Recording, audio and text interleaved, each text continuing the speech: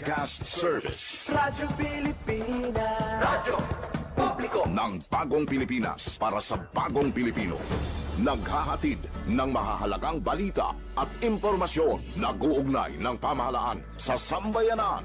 Tulay sa himpapawid ng serbisyo publiko. Radyo Pilipinas. Radyo Publiko, ang boses ng Pangulo. Sa Iloilo, Radyo Pilipinas, 585 AM. Philippine Standard Time, 1:04 sa hapon. Adlaw-adlaw, Lunes tubtob Biyernes, pagdulong sang mga balita, hitabo, issue kag concern, may kaangtanan sa katilingban, sa kaayuhan, pati na ang sa ikaayong lawas. Halin sa mga concern sa mga bata, sang mga lamharon, nagadinalaga kag nagasinultero, mga hamtong, professional man o mamumugon, mga tigulang, kabuhi kag paghimakas sang mga ginikanan para sa ila kabataan. Pag-ulikid sang panwa, pagtingob sang magkasimanwa, para sa ikaayo sang ila kahimtangan. Ini ang Balitang Sosyal.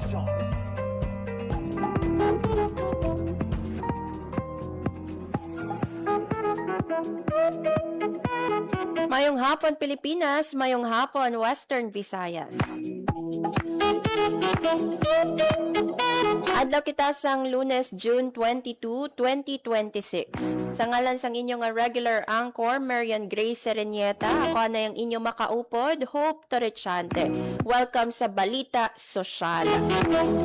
Ila ka mga tupiko mga kaabyanan ng aton nga pagpatpaton diri sa programa. Lakip na dira ang pagpanghanda sa Department of Social Worker.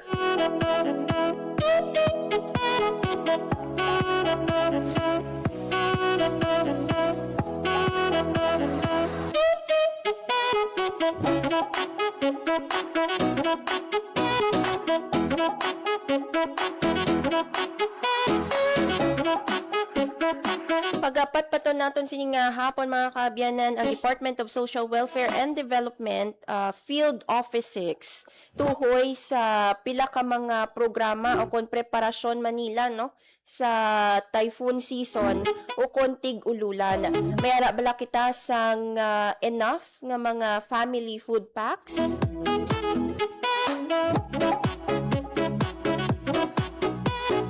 May ara bala kita sang mga resources no pananglet nga kinanglanon sa ngaton nga mga kauturan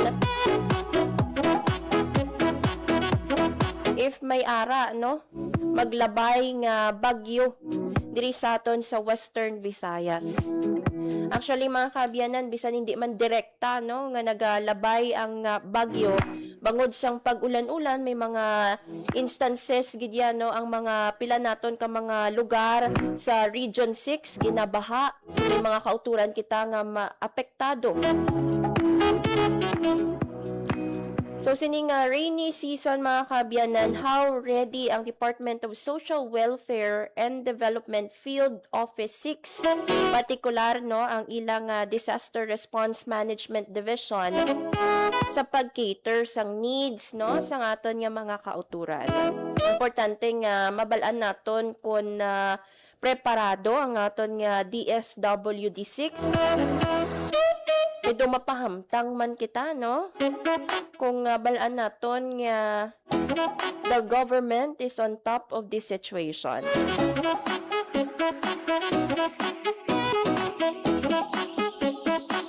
Anyway, mga kaabyanan, aside sa Department of Social Welfare and Development Field Office 6, aton man nga istoryahan sining hapon ang kaso no sang measles rubella.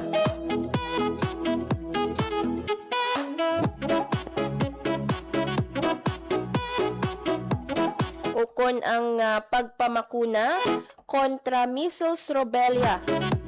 Kay ang Department of Health Western Visayas Center for Health and Development naghiwat no sa nga press conference sa Iloilo City Hall. Ini may kaangtanan sa vaccination no sa measles rubella sang mga kabataan, mga friends no, mga tagpalamati naton.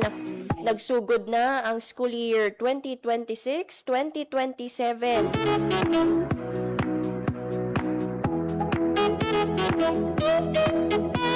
Yan importante no ng aton nga mga kabataan no protektado hindi lang sa measles rubella but also sa iban pa nga mga balatian kaangay sang dengue.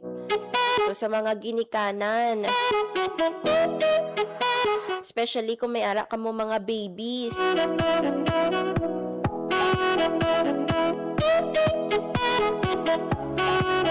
Edad 6 to 59 months, no? Pabakunahan kontra measles rubella. And more of that, no? Later mga kabyanan, patpaton man naton diri sa programa Balita Sosyal. But before that mga kabyanan, no? Ang aton nga presidente may pila ka mga aktibidad sining adlaw sang Lunes, June 22. Balita Nasyonal. Sa aton Balita National, mga kabyanan, si President Ferdinand R. Marcos Jr.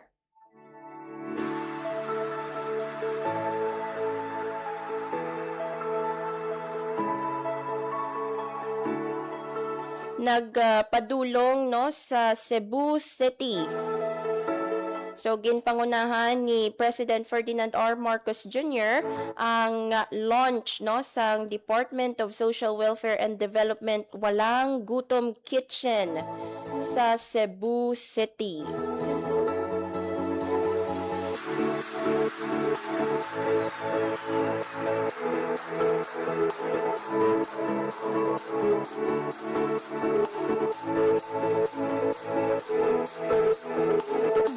So ginpangunahan ni President Ferdinand R. Marcos Jr. ang launch no sang DSWD Walang Gutom Kitchen sa Cebu City. Ginobserbaran sang presidente ang operasyon no sang pasilidad kag ang distribution sang mga pagkaon sa mga beneficiary nga nagakinahanglan. So ang Cebu City Walang Gutom Kitchen isa sa mga or rather ikaduha no sa pareho nga pasilidad pagkatapos sang Pasay City facility. Para ini no makaserbe sa mga vulnerable no nga mga communities. Umpisa sang gin-launch man ini no sang December 2024. So para sa ihibalo sa aton nga mga kauturan, ang Walang Gutom Kitchen isa ini ka komprehensibo nga community service hub nga ang tinutuyo amo ang sabton ang kinanglanon sa mga homeless individuals kag those nga mga naga-eksperyensya sang involuntary hunger. So may ara sang libre nga nutritious breakfast kag lunch no kadla adlaw sa mga identified beneficiaries kag walk-in clients. So ang breakfast service no nagasugod na 6 a.m. Kag ang lunch naman niya nagasugod 11 a.m. So for sure naka-lunch na ang aton nga mga selected beneficiaries dira sa Cebu City kadungan sining launch no sang Cebu City Walang Gutom sang DSWD. So personal nga ginpadulungan sang presidente ang pasilidad dira sa syudad sang Cebu. Nasyonal. Magluwas dira mga kabiyanan, ginpangunahan man ni President Ferdinand R. Marcos Jr. Balita Nasyonal. ang Mabini Kayakay Mabini Kayakay Small Reservoir Irrigation Project sa Barangay Abaca sa Mabini, Bohol. Subong man ina nga adlaw June 22. Ang irrigation facility ngay ni mga kaabyanan nagabalor sang 833.37 million pesos sa idalom sang National Irrigation Administration o niya. So ginalauman nga maga-provide ini no sang year-round nga water supply. Wow, congratulations! Para sa 530 hectares nga agricultural land dira sa mga banwasang Mabini kag Alicia sa Bohol. So ang project direkta nga makabenepisyo sa masobra 700 ka mga mangunguma sa barangay Abaca, San Roque, Agipo, kag Kabidyan sa Mabini, kag amuman no sa barangay Kayakay sa Alicia. So kadamo sa mga ginpadulungan no ni President Ferdinand R. Marcos Jr. bilang pagpabatsyag sa mga Filipino people, mga pumuluyo no nga working president ang aton nga presidente. Radyo Pilipinas. Balita Nasyonal. So that's it mga kaabyanan para sa mga aktibidad sang presidente no, President Ferdinand R. Marcos Jr. And sa sini naman nga tinion pa check man nato no ang lakat sang panahon kag ang aktibidad no sang bulkang Kanlaon. Importante mga kaabyanan kay sa lakat sang panahon nato may ginabantayan kita no nga bagyong Francisco.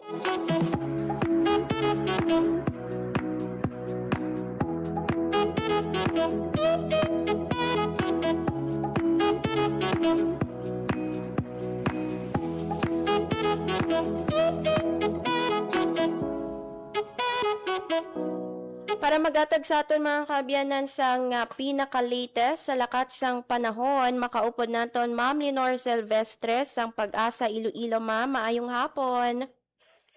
Hi, hello ma'am, maayong hapon. Muna ang atong latest weather update para sa karon nga adlaw sang Lunes, June 22, 2026. So sa karon ay mayara kita tatlo ka weather system nga gina-monitor nga kung sa diin una na dyan ang aton nga si Typhoon Francisco nga gina-estimate natin base sa mga available nga data nga ang iya sentro sang iya mata ay may kalayon 620 km east of Tuguegarao City, Cagayan. May maximum sustained winds in 155 km per hour near the center, kag gastanas nga up to 190 km per hour. Ang iya hulag ay pa west-northwestward at 15 km per hour. And then, base sa atong nga track and intensity outlook, si Bagyong Francisco ay posible nga magagwa sa atong Philippine Area of Responsibility on Friday, June 26. Then, ang ikadawa naman, yung weather system nga ginamonitor natin ay ining LPA nga yara sa sagwa sang atong Philippine Area of Responsibility. Nga kung sa diin kaginang alas 8 sang aga orihin ini na siplatan nga may kalayon 2,775 km east of southeastern Luzon. Ang ini nga LPA ay may medium chance ni nga maga-develop into tropical depression o kon bagyo within the next 24 hours. So ang ini nga si Typhoon Francisco kag ang ini nga LPA ay wala ti direkta nga epekto sa aton. Then, ang ikatatlo nga weather system ay amuning southwest monsoon nga kung sa diin ay nag-aapekto sa may Visayas, Mindanao, kag Palawan. Bawod sini nga sistema, dire sa Western Visayas ay maga-eksperyensya sa magalumo ng kalangitan nga may mga paglaptalap ng mga pag-ulan, pangalat, panaguob, tugas ang southwest monsoon. Mahina tubtub makasarangan naman ang hangin natin nga magahalin sa direksyon southwest nga magadalas ang makanay tubtub makasaran pagbalod sang aton kadagatan. Forecast temperature natin generally na sa 25 to 33 degrees Celsius ang adlaw na butla kagining alas 5:29 sang aga kag magatunod ini alas 6:14 karon sa hapon. Kag muna nga aton latest weather update, halin diri sa may Iloilo Doppler Radar Station. Ako si Lenore Silvestre, madamo gid nga salamat. Ma'am Lenore no, pananglit nga mangin isa ka bagyo, ang isa pa ka LPA nga gina-monitor no. Pagatawgon ini nga ano Ma'am Lenore? Well, once nga mangin bagyo ini nga LPA kag kung makasulod ni sa aton nga par ay paghahatagan natin siya sa domestic name nga si Bagyong Gardo. Bagyong Gardo. Ma'am Yunor, no, since na-mention nimo nga may southwest monsoon nga nagaapekto diri sa aton sa Western Visayas, may araayhan posible no nga ginpapanaog nga gale warning sa mga baybayon naton or kadagatan naton diri sa reyon sa East, Ma'am Yunor. Well, sa Dacoron, ma'am, ay wala man kita ti gale warning nga na issue. Mhm. With that, ma'am, no, madamo gid nga salamat, Ma'am Yunor Silvestre, Pag-asa, Iloilo. Welcome, ma'am, kag maayong udto sa inyo. Radyo Pilipinas. Na batian mga kaabyanan, Ma'am Yunor Silvestre sang Pag-asa, Iloilo, may duwa ka weather disturbance. Duwa ka weather disturbance nga gina-monitor ang Pag-asa. Isa na dira si Bagyong Francisco. Si Bagyong Kiko gali ni no. Kag si ang isa no isa ka LPA no. Wala pa siya sang pangalan, hindi pa man siya na-develop into a typhoon. Pero kung mangin bagyo gid man siya mga kaabyanan, pangalanan siya nga Gardo. Pero kabay pa no, hindi na.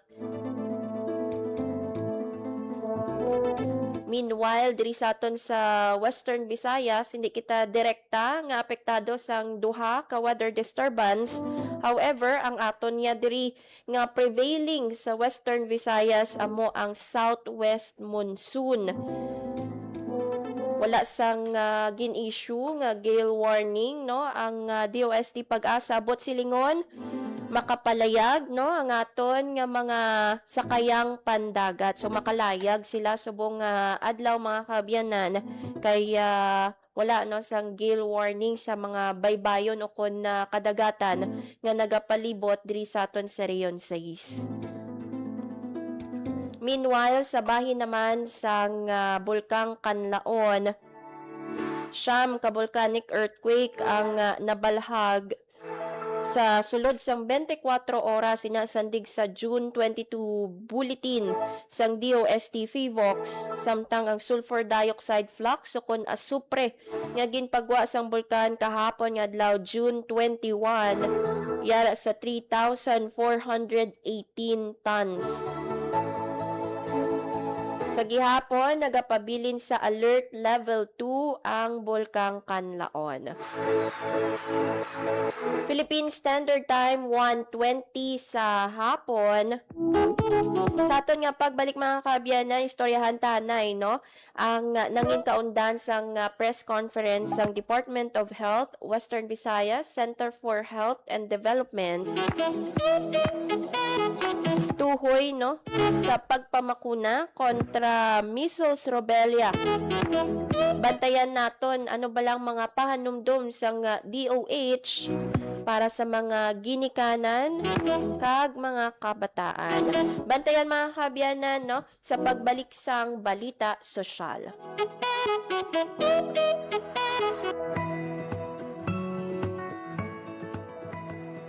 Sa isang bagong Pilipinas, hindi dapat mangamba ang pamilyang Pilipino sa mga bayarin sa ospital. Kaya naman sa Zero Billing Policy, libre ang inyong paggamot sa lahat ng mga Department of Health hospitals. Mapa-inpatient, outpatient, o emergency services. Isama na rin ang mga mamahaling gamot, lab tests, therapy, at marami pang iba. Libre ang inyong paggamot.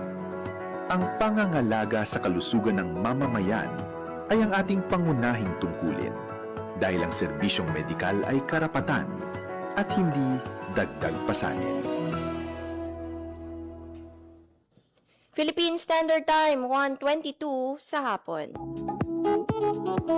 Sa gyapon mga kaabyanan, ini ang programa Balita Sosyal. And sa ngalan sang inyong regular anchor, Marian Grace Serenieta, temporaryo ninyong kaupod, Hope Tarichante. Sa sining bahin mga kabiyanan sang programa, ato na nga ipabati no, ang nangin pahayagman sang DOH, Western Visayas, Center for Health and Development, natuhoy man no, sa kampanya kontra measles rubella. So yari pamatian ta no, si Dr. Jose Martin Atienza, ang Regional Immunization Program Medical Coordinator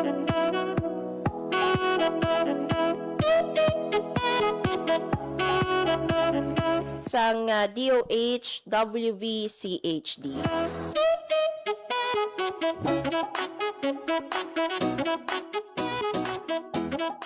Sa inyo no, kung ano ang ating balang National Immunization Program. So when we talk about the National Immunization Program, isa ini ka programa sa Department of Health nga nag-provide sang immunization or vaccination sa ating mga kabataan.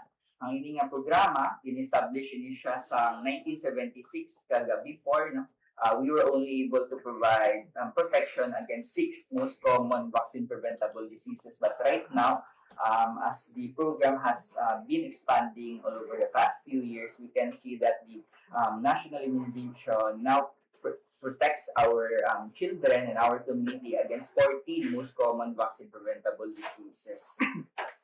Ang tuyo sa aton nga programa, it is to reduce the morbidity and mortality rate among children against the most common vaccine preventable diseases. Specifically, ang objective sa ining programa, it is to immunize all infants or children against the most common vaccine preventable diseases, to sustain the polio-free status of the Philippines, to eliminate measles infection, eliminate maternal and neonatal tetanus, to control diphtheria, pertussis, hepatitis B, and German measles, as well as to prevent extrapulmonary tuberculosis among children. And we have this tagline under the NIP, which is to leave no one behind. We have to ensure that we reach our target indicator, which is 95%, for us to achieve what we call herd immunity and to establish population resistance against the most common BPD.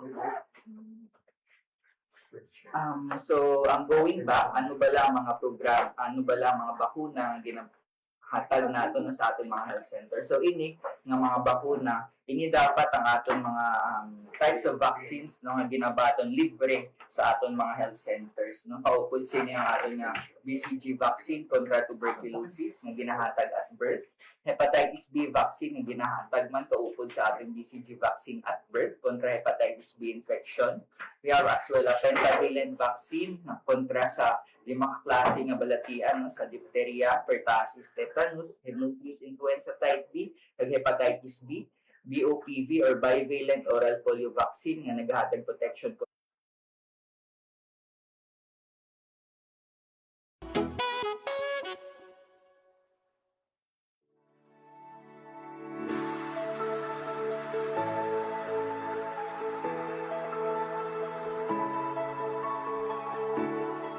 Anyway, mga kabiyanan, na pamatian natin no, si Dr. Jose Martin Atienza sang Department of Health, Western Visayas, Center for Health and Development. So, iyagin na patpat sa aton no, ang mga immunization programs sang Department of Health. And siling gani niya, no, kinahanglan naton i-prevent ang mga preventable nga mga balatian bangod sa pinaagi rather sa vaccination. Malikawan nato ng polio, ang measles rubella, kag iban pa no nga mga balatian. Siling gani niya target no sang DOH ang 95% nga immunization sa bilog nga Pilipinas para malabot ang herd immunity. So kabay paano ma-achieve ang ining handom sang Department of Health Western Visayas.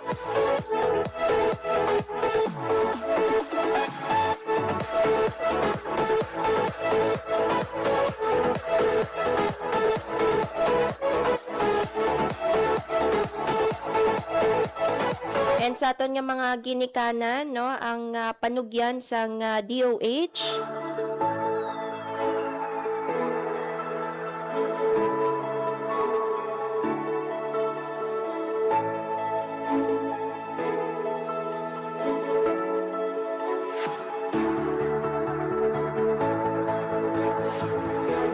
Kung may ara ka mo sang kabataan edad 6 to 59 months, no, dapat pabakunahan gid ina kontra measles rubella.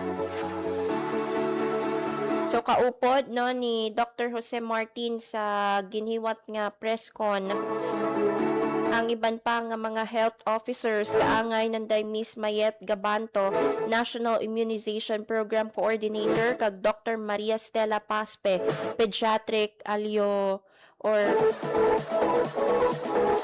Allergologist, Philippine Pediatric Society, Western Visayas Chapter. O sa diin, ilagin emphasize gid no nga ang pagpamakuna pamaagi para mapangapinan ang inyo nga mga kabataan. Batok sa mga vaccine preventable diseases kag malikawan ang mga outbreak sa aton nga komunidad. Kay pila sa mga balatian mga kaabyanan makalalaton. So parang ti malikawan nato ng outbreak. Importante gid no nga ang aton nga mga pumuluyo sa ilang sanggamay sila nabakunahan. So vaccines available no free of charge sa mga district health centers sa Iloilo City. So ang mga ginikanan ginahingyo gid no nga magbisita sa pinakamalapit nga mga health center para sa vaccination o kung pagpamakuna kag makapamangkot no sa pila ka mga palamangkutano nila no ma-clarify nila mismo sa mga health officers kag makaagom sa mga additional information tuhoy sa mga vaccine preventable diseases. Hindi man pwede, no? Nga mapaturok ka lang, wala ka sang may naintindihan kung ano bala ang ginpaturok nimo, no? Or sa imo nga bata. Importante gid, no? Sa mga ginikanan, magpamangkot para sa diin bala ining bakuna.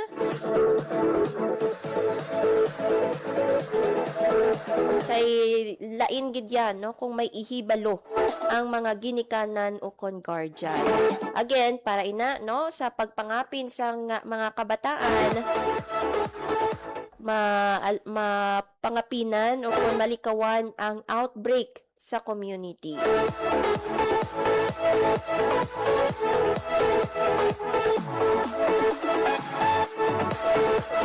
Kain naman mga kaabyanan sa Iloilo City Hall. Speaking of City Hall, no mga kaabyanan, may isa ka innovative project na gin-launch sa Iloilo City Hall. Ina amo ang EcoNeck Bottle to Wi-Fi Vendo. Ano ba lang buot silingon sina, no? Sa idalom sang proyekto mga kaabyanan, ang mga empleyado, no, or mga pumuluyo or mga kliyente nga nagatransact dira sa Iloilo City Hall, pwede ka mo no makadrop sang inyong mga PET bottles. And in return, no, mayara ka mo sang access sa limited internet, no? Limited lang, hindi man gid unlimited eh. Mga 20 minutes no nga internet access. So dako nga bulig para sa pagpangapin sang palibot and at the same time paghatag man sang connectivity sa mga pumuluyo. So ang ina nga initiative mga kaabyanan, ang launching ceremony ginpangunahan ni Iloilo City Mayor Raisa Treñas.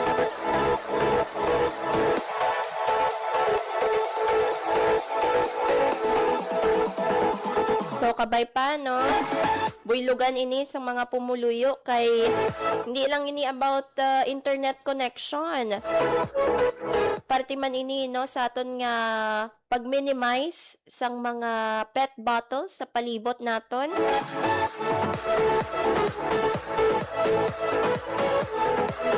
Dapat mangin green friendly ang aton nga mga pasilidad.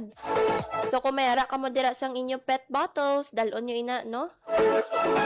Kung may transaction nabi ka mo sa City Hall, iabay na lang ang inyong nga mga pet bottles kay ti pwede man kamo dayon no maka-enjoy sang Wi-Fi connection pinaagi sa Econnect bottle to Wi-Fi vendor.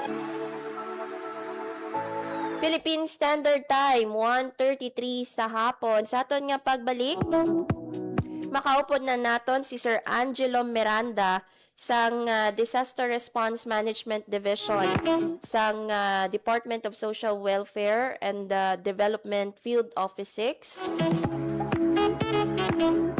Aton nga istoryahan no ang preparation sang DSWD subong tig-ululan, may ara bala kita sang enough resources nga may kasarang nga maka-cater sang mga pumuluyo pananglit no nga may mga kauturan kita nga maapektuhan sang bagyo. Bantayan mga kaabyanan sa pagbalik sang balita sosyal. Mabilis ang trivia, dagdag talino. Heto na ang Dagling Kaalaman. Mga kababayan, maging alerto sa rainfall advisories ng Pag-asa. Yellow Rainfall Advisory. Kapag malakas ang ulan mula 7.5 hanggang 15 millimeters sa loob ng isang oras, mag-ingat dahil posible itong magdulot ng pagbaha sa mababang lugar. Orange Rainfall Advisory. Mas malakas na ulan mula 15 hanggang 30 millimeters. Malaki ang posibilidad ng pagbaha, kaya maghanda at maging alerto. Red Rainfall Advisory. Emergency na ito. Higit 30 millimeters ng ulan sa loob ng 3 oras o higit pa. Kapag nakataas ang red advisory sa inyong lugar, huwag mag-aksaya ng oras. Agad na lumikas para sa kaligtasan ng inyong pamilya. Maging handa, makinig sa abiso at laging unahin ang kaligtasan. Kaunting kaalaman na malaking dagdag talino. Abangan muli ang susunod na Dagling Kaalaman. Maging fuel efficient sa wastong pressure ng gulong at pag-set ng thermostat ng aircon sa katamtaman o hindi bababa sa 22 degrees Celsius. May savings ka na aabot sa 5%. This is a public service announcement from the Department of Energy and this station. Game, 1, 2, and... Paatuhod, balikat ulo, itapwetan, may wangat susus. Huwag mong titigan ang hindi sa'yo at maging disenteng tao. Pare, ang catcalling ay isang uri ng sexual harassment. Di biro ang sexual harassment at di nakakamacho ang pang-aabuso. Isang paalala mula sa Philippine Commission on Women at ng himpilang ito.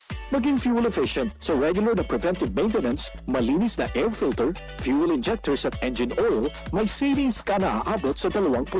This is a public service announcement from the Department of Energy and this station.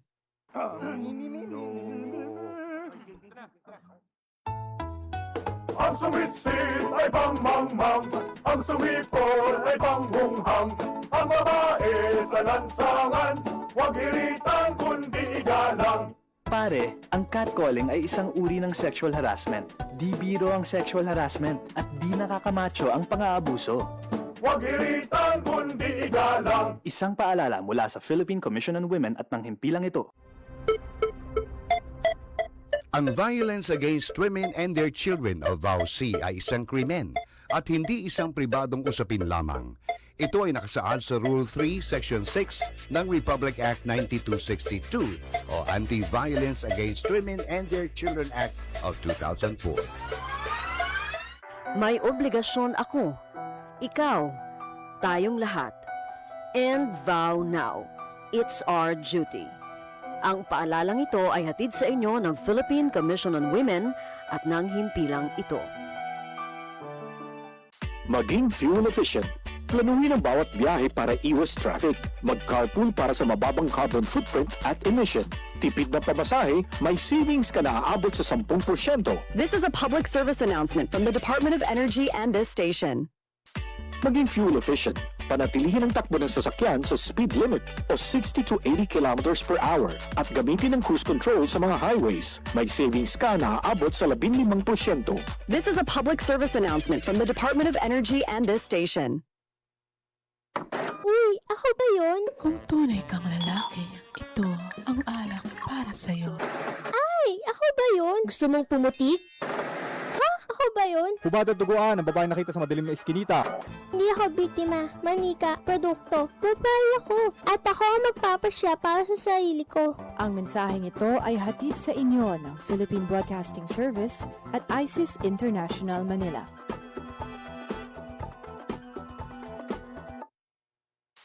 Maging fuel efficient, siguraduhin na walang bagahe na di kinakailangan sa sasakyan. Magmaneho ng wasto at iwasan ang idling. May savings ka na aabot sa 15%. This is a public service announcement from the Department of Energy and this station. Time to celebrate kulturang Pinoy. Tradisyon, musika, sining, literatura at iba pa. Anything and everything fun and Filipino. Ito ang Pinoy Kultura. Famously known as the lead female character in the epic 19th century narrative of Jose Rizal's Noli Me Tangere, ang Maria Clara ay isang traditional dress na ginagamit ng mga Filipina. Touch Me Not may not just be the title translation of Jose Rizal's book. Pwede rin yan ang sinasabi niya sa kanyang pananamit, since the dress covers almost all of her person. It surely does. Ang Maria Clara ay may 4 na bahagi. The saya, which is a long dress, the tapis, which is a knee-long skirt, the camisa, which is a colorless camise, and the panuelo, which is a stiff scarf. Paano kaya na pinatigas yung scarves na di siya nabaluktot sa hangin? Sa pagplansya yan, gumagamit ata sila ng starch para nakatindig yung scarf all day long. And although the design of the Maria Clara has transformed through the years, in the 20th century, ang Maria Clara ay nag-evolve na to a terno. Terno, now that's what we mostly hear these days. That's the dress most, if not all, Miss Universe Philippines title holders wear during the nightgown segment in the global pageant. Good evening, my name is Gloria Diaz, Financial Manila. Miss Philippines! Those butterfly sleeves are really a fashion statement the whole fashion world can't help mention and admire. Exactly. Pinapasikat nila yung humble pinya cloth natin, which is what most ternos are made of. And with the ever-changing times, mixed with... Philippine Standard Time, 1:39 sa hapon. Sa sining tinion mga kabiyanan, maki-update kita no sa Disaster Management Division or Disaster Response Management Division sang Department of Social Welfare and Development Field Office 6. So makaupod naton sa piyak nga linya si Sir Angelo Miranda, ang ilang Information Officer. Sir, maayong hapon. Welcome sa Radyo Pilipinas Iloilo. Hello po, ma'am. Good afternoon po. I'm Angelo Miranda, Information Officer of Disaster Response Management Division of DSWP 56. Mayang hapon sa mga listeners sa ating programa. Of course, mayang hapon man sa tanan na makaupod natin sa servisyo publiko. Yes. Sir Angelo, no, maki-update kami sir, no, kung kamusta ang aton nga pagpanghanda sang DSWD sa posible epekto sang bagyong Francisco kag sa mga maabot man no nga mga weather disturbances wala naton ginapangayo but posible makaapekto diri sa aton sa Region 6. Yes po, ma'am. Of course, sa sining weather disturbance based man sa report or data sa aton nga pag-asa, kaya kita subong ginabantay ng tropical depression which has eventually become a typhoon and enter sa aton Philippine Area of Responsibility yung ipangalanan siya Francisco. Kaya gina-forecast ni siya na mag-enhance pag ito southwest monsoon ang magadala sa pag-inulan sa ibang nga parts ng Western Visayas, especially nga kapalapit niya siya sa coastal sa Pilipinas. So with that, kagapon ng GID, nagpatawag sa pre-disaster risk assessment meeting ang ating Regional Disaster Risk Reduction and Management Council Region 6 yung Western Visayas. Kung patawag yan ng mga members and clusters, particularly kita as member of the response cluster. Kaupo ng ibang ng mga partner agencies na mag-coordinate ka mag-ugyon kag mag-lay down sa mga preparedness measures natin sining a weather disturbance po. Kaupo natin ng ibang part agencies from logistics, health, to the first kita as tagapanguna sa CCTM or Camp Coordination and Camp Management, as well as the internally displaced person protection, and of course, ang provision of food and non-food items na kamuning nga clusters kung ginastandby natin subong and preparation this weather disturbance. As of now, sir, no, or as of 1 p.m. sang June 22, pilaayhan ang naka-standby nga family food packs and non-food items sa mga or sa Region 6 or sa mga probinsya diri sa aton sa Western Visayas. Yes po, ma'am. Bali, first, based man as per recommendation and guidance sa aton ng RDRC6, kailangan naka-standby ang aton ng family food packs sa aton ng mga warehouses and as well as aton prepo sites, as well as aton ng region RTF ready-to-eat food items sa aton ng mga ports. And based man sa aton nga stockpile report as of June 18 sa siya mga report, but still ako magyapon na ginabasihan naton June 18 report sa 3 p.m. Mayara kita sa total of 181,983 na family food packs or 110 million worth of family food packs sa aton nga regional warehouse, of course sa aton nga mga preposition sites, including na di aton nga 73 LGUs na may preposition nga family food packs. And of course, ang aton nga ready-to-eat food item nga 33,361, equivalent to 32 million worth of ready-to-eat food items sa aton nga mga ports.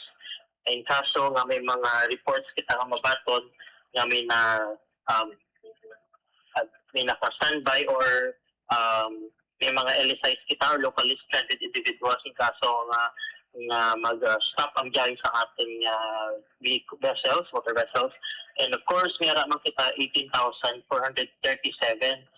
for 29 million worth of non-food items. Dala na din aton yung family kits, hygiene kits, sleeping kits, kitchen kits, modular tents, family tents, and as well as our laminated sacks available sa aton regional warehouse and of course sa aton preposition sites. And of course, meron kita sa 3 million worth of standby fund for immediate distribution. Wow. And also, that all of these equivalent to is 175 million worth of total standby funds and resource stockpile natin, ma'am. Wow, kanami no kay ready ang DSWD pananglit no nga may maapektuhan nga mga pamilyang Ilonggo no diri sa Western Visayas. Sir, may we know no, pwede mo maliwat sa amon kung ano ba lang kaundan sang family food packs para sa mga pumuluyo nato no nga wala pa sang ideya kung ano ang ginahatag sang DSWD nga kaundan sa mga food packs naton. Of course, ato nga family food packs, of course, una na din nakabutang ato nga isa ka vacuum sealed nga rice. And of course,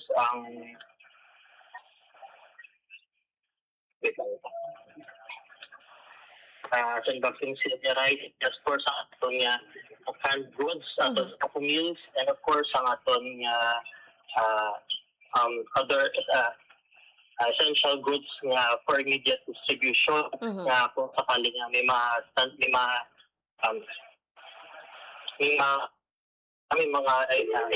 internally displaced nga internally displaced individuals, at least meron sila sa I repeat again, all of the common food packs nato meron kita sa vacuum sealed pack of rice, canned corned beef, tuna, sardines, meron makita sa shades ng coffee and chocolate malt drinks. Sir Angelo, may mga na-identify ba kita nga mga areas? Anong mga lugar no sa Region 6 ang closely gina-monitor gid naton nga posible no maapektuhan sang bagyo or mga weather disturbances? Yes po, ma'am. Based din sa GSM o ginatawag natin Global Spectral Model and of course sa weather research and forecasting sa pag-asa, ginatawag nila PAR or Predictive Analytics for Humanitarian Response. yung report sa is for 3 days na siya. So, in kaso nga may arasang fall, meron kita ginalang tao na total of 141,000 individuals na potentially mapektuhan sa sining Tropical Cyclone Francisco, specifically sa probinsya sa Antique, Cavite, Iloilo.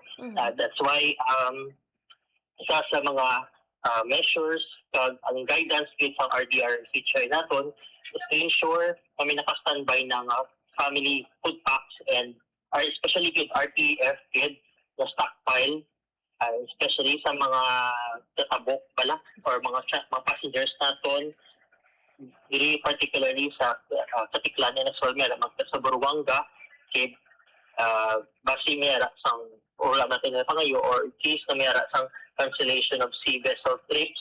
So amo na nga mga ports naton ang dapat gid naka-standby ang mga natawag natin nga ready-to-eat food items sa ato ng mga LSIs or locally stranded individuals. Subong ang aton nga DSWD team naglakat kagdadaw po pagdulong sa aton nga mga RTF sa mga ports to ensure na mayara sa naka-standby or naka-prepo ng mga aid and specifically family food packs and non-food items such as aton nga prerequisites for the force sa mga ports naton in case nga may mga stranded individuals makatusiban na po sa. Sir Angelo, ano ang order no or nanginmando ni Regional Director Estember sa mga personnel no sang DSWD may kaangtanan sa sining Bagyong Francisco kag sa isa pa ka weather disturbance nga ginamonitor man sang Pag-asa? Yes, so ma'am. Of course, ever since ang sa mga directives kag instructions such as ang aton nga Regional Director here sa Region 6, Sir Joselito G. Estember, of course, ang aton nga President Bongbong Marcos Jr. and of course ang ating DSWD Secretary Rex Gatchalian is to ensure na dapat tanan nga mga areas nato, particularly ang mga potentially nga maibuan sa ining mga weather disturbances is that meron sila sa bastante yung supply sa food packs and of course non-food items, ready-to-eat food items. That is why ever since actually hindi malang ang mga weather disturbances ang ginabantay natin, we're also preparing for the threat of the subuman na batyagan na natin ang igo sang El Nino and of course and La Nina, and that's why sang before pa gustuhan na nga pinapreparahan nga tanan nga mga areas, particularly mga far-flung naton, mga island areas, ay may stock sang mga goods naton para may in case miguan sila mapektuhan sila sa weather disturbance wala man sila pangayo, at least kaya naka-standby ng goods sila nga hindi na pala budlay na i-transport pa sa tion sang disaster, but kung di meron na nga sila nga naka-standby ng goods sa nasa mga gitalang taon natin, ginatawag natin ini siya nga last mile strategy ng DSWD, kung sa diin ini instruction sa aton yung mga officials, in-ensure tanan na social services pinagi sa atin yung relief goods palampot ang mga ginatawag natin na GIA area or geographically isolated and disadvantaged areas. So dapat ang mga GIA areas natin or ang mga island areas natin, mga sa far-flung yara na naka-standby nga mga prerequisites, mga preposition goods in case na kung may disaster, at least madasig, efficient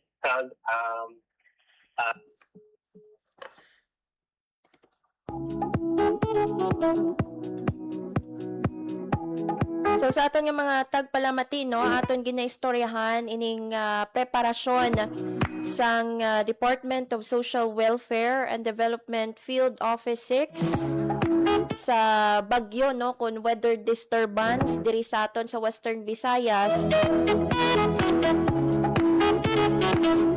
Aton ginaistorya no si Sir Angelo Miranda, ang Information Officer sang Disaster Response Management Division sang Field DSWD Field Office 6. So nagabalik no sa aton nga piyak nga linya si Sir Angelo Miranda. Sir, maayong hapon no. Welcome back.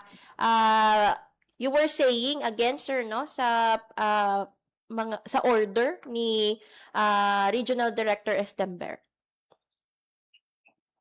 So Sabina, ini nga mga strategies naton, part ini siya sa ginatawag naton na last mile strategy.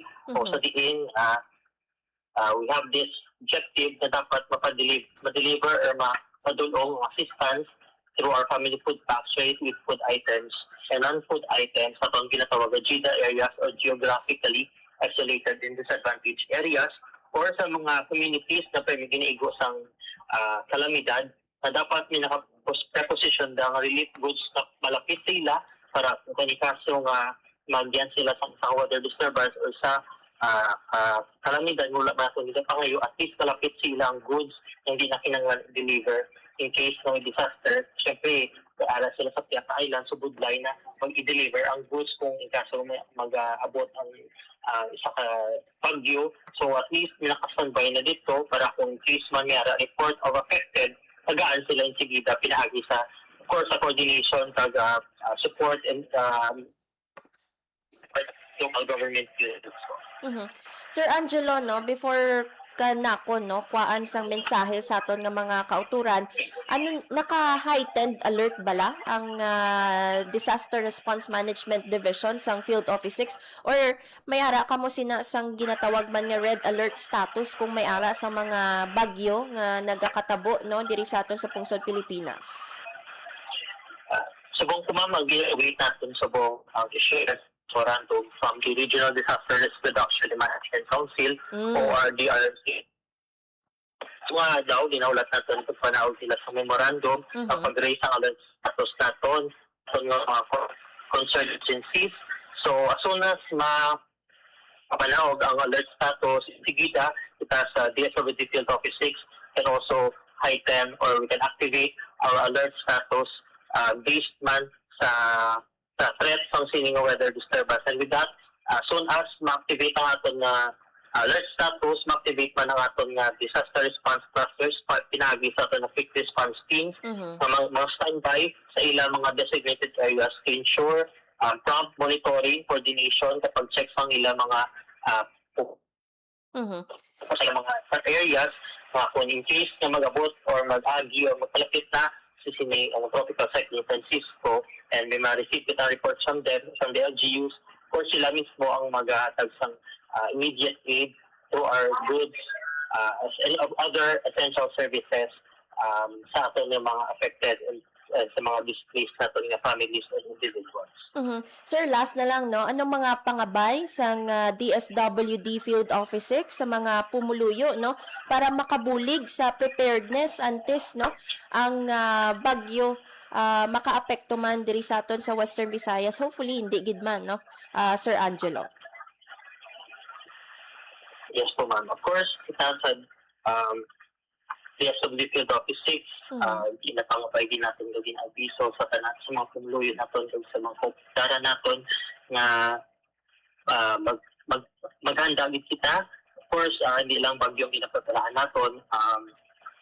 Kundi ang iba man nga threat, sining El Nino or El Niño. That's why siguro natin na handa sa ating panimalay through having enough stocks ang ating emergency supply, meron tagubag, mas mayo. Also, bala na po na pag na safety exits, mga emergency exits sa aton. And of course, hindi magkalipad kung mag-coordinate sa aton ng mga barangay officials para mabala natin kung kita may evacuate in case kami magsanga tubig or may flood or any type of disaster. And of course, coordinate sila sa LGU kay sila maghatag sa further instructions kung ano yung muon in terms of preparedness during mag-abot ang threats ng sining disaster. Kaga kita sa DSWD kaya natin ginapasize na handa kita sa pagbulig, sa paghatag sa assistance. That's why we are having these mechanisms and strategies na to ensure na kung sa emergency disaster, wala gid sa pamilya nga mabayaran sa sining mga pagtilaw sa mga weather disturbances na ilagyan natin sa buong With that, sir, Sir Angelo Miranda, madamo gid nga salamat sa imo nga tiyempo, no? Diri sa amon sa Radyo Pilipinas Iloilo. Maayong hapon sa imo. Yes po, ma'am. May hapon sa tanan.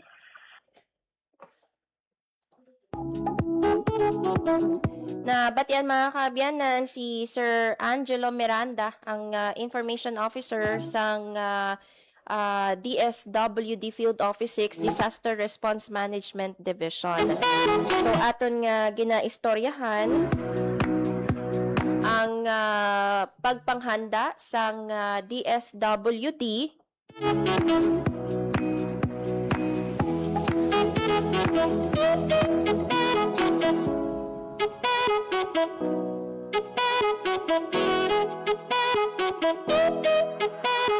and we're happy nga mabalaan no kay Sir Angelo Miranda nga ang DSWD Region 6 handa no sa posible mangin epekto sang bagyong Francisco kag actually bisan ano pa no nga mga kahalitan or kalamidad no nga maatubang sang Western Visayas o kon Region 6 sakip na dira ang threat sang El Nino kag La Nina. So may mga standby nga family food packs and non-food items ang DSWD Field Office 6.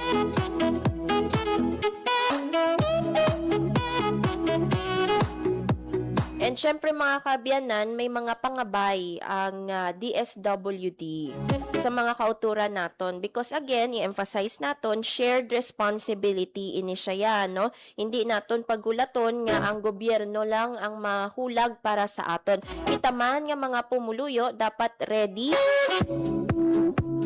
Kita man nga mga pumuluyo nagabulig no sa pagpanghanda sa mga threat no o kon kalamidad. So kung balaan mo nga balahaon ang imo nga area, i-check mo na nga daan ang water level. Kung nagataas, no, evacuate sa pinakamalapit nga evacuation center. Mag-coordinate sa inyong local government unit kag kung mahimo pa lang, no, dapat may ara kamo sang emergency go bag. Again, importante gid ina, wala kontra-tiyempo regardless kung ano nga threat ina, dapat may go bag gid kamo, no? Bagyo man ang ginaatubang naton o kon linog no dapat may ara gid sang emergency go bag ang aton nga mga kauturan. Ang emergency go bag nga ini dapat may unod sang mga importante nga mga kinanglanon kangay sang canned goods nga kaya mag-sustainer sa imo for the next 3 days. Sang imong mga bio, extra clothes, no? Medicine, no? Also, mga necessary documents and IDs, hindi nyo pagkalimtan sa inyong emergency go bag. Philippine Standard Time, 2:00 na sa hapon. Madamo gid nga salamat mga kaabyanan sa inyong pagtutok diri sa Balita Sosyal. Syempre sa mga nag-tune in no sa radyo sa 585 AM and syempre sa Facebook Live sa Radyo Pilipinas Iloilo Facebook page. Madamo man nga salamat sa amon nga mga katuwang technical diri sa studio. The gentleman from Maniway, Sir Vermore Aventura. Ang bugal siya sang syudad sang Iloilo, Sir Jeffrey Betita. Nanging kaupod ninyo mga kaabyanan, Hope Torichante, kagini ang Balita Sosyal. Ito ang Presidential Broadcast Service. Radyo Pilipinas. Radyo Publiko ng bagong Pilipinas para sa bagong Pilipino. Naghahatid ng mahahalagang balita at impormasyon na guugnay ng pamahalaan sa sambayanan. Tulay sa himpapawid ng serbisyo publiko. Radyo Pilipinas. Radyo Publiko. Ang boses ng Pangulo. Sa Iloilo, Radyo Pilipinas. 585 AM. Capital 104.3 Pula.